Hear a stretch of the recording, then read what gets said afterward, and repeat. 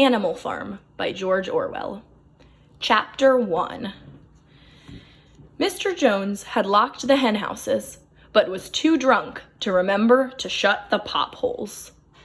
The light from his lantern danced from side to side. A last glass of beer and to bed. As soon as the light in the bedroom went out, there was a stirring and a fluttering through the farm buildings. Old Major had had a strange dream on the previous night and wished to communicate it to the other animals.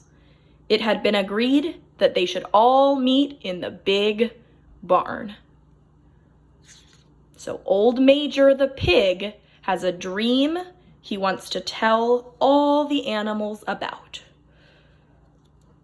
Comrades, you have heard already about the strange dream that I had last night, but I will come to the dream later.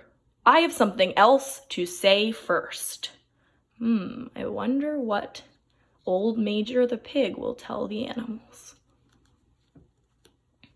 I do not think, comrades, that I shall be with you for many months longer, and before I die, I feel it my duty to pass on to you such wisdom as I have acquired. That means he thinks he will die soon because he's old, so he wants to tell the animals all that he has learned in his life. I have had a long life. I have had much time for thought as I lay alone in my stall. The stall is where he lives, where a pig lives in a barn. And I think I may say I understand the nature of life on this earth as well as any animal now living. It is about this that I wish to speak to you. So Old Major will explain what he has learned about life. Now, comrades, what is the nature of this life of ours? Miserable, laborious, and short. We are born.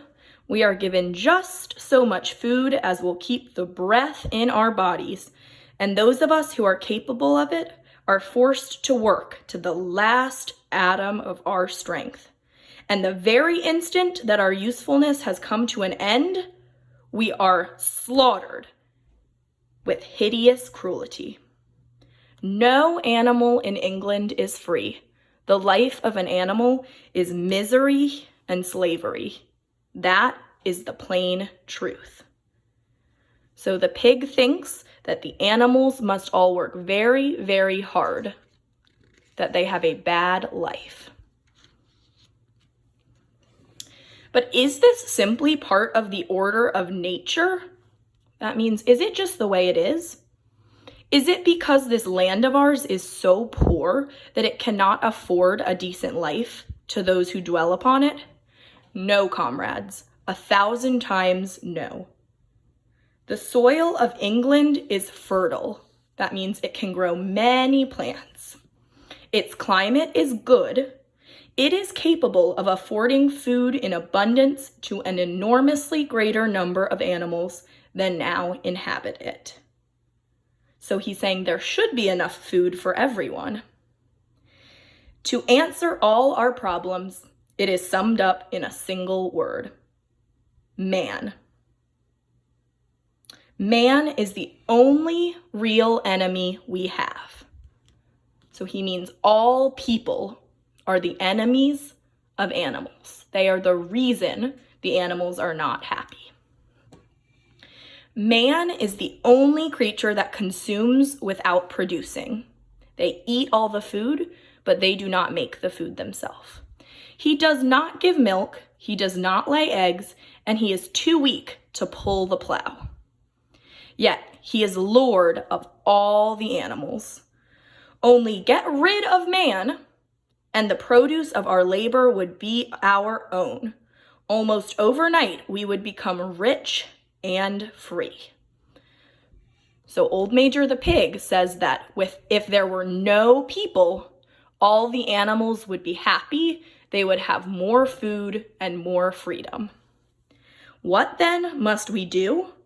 Why, work night and day, body and soul, for the overthrow of the human race. That is my message to you, comrades. Rebellion. So Old Major wants all the animals to rebel, to fight against people so they can have the power. Remember, whatever goes upon two legs is an enemy. So what goes on two legs? There he means people, because people walk on two legs. Whatever goes upon four legs or has wings is a friend. So those are animals. Animals are friends, people are enemies. In fighting against man, we must not come to resemble them, so we cannot act like people. No animal must ever live in a house, sleep in a bed, wear clothes, drink alcohol, smoke, trade, or kill. All the habits of man are evil. And above all, no animal must ever tyrannize over his own kind. We are all brothers. All animals are equal. So Old Major says, none of the animals can be in charge of the other animals. They are all equal. They should all have their freedom. My dream of last night was a dream of the earth as it will be when man has vanished. I cannot describe it to you, but it reminded me of an old song my mother used to sing, and words of the song came back, which were, I am certain, sung by animals of long ago. So this is the song that Old Major's mother taught him. Beasts of England, beasts of Ireland, beasts of every land and clime, hearken to my joyful tidings of the golden future time. Soon or late the day is coming, tyrant man shall be overthrown, and the fruitful fields of England shall be trod by beasts alone. When he says beasts, he means animals. So animals will be alone without people. Bright will shine the fields of England, purer shall its waters be, sweeter yet shall blow its breezes on the day that sets us free. For that day we must all labor, though we die before it break.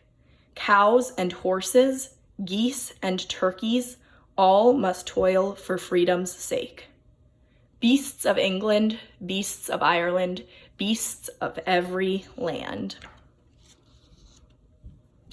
The singing of this song threw the animals into the wildest excitement. They are very excited.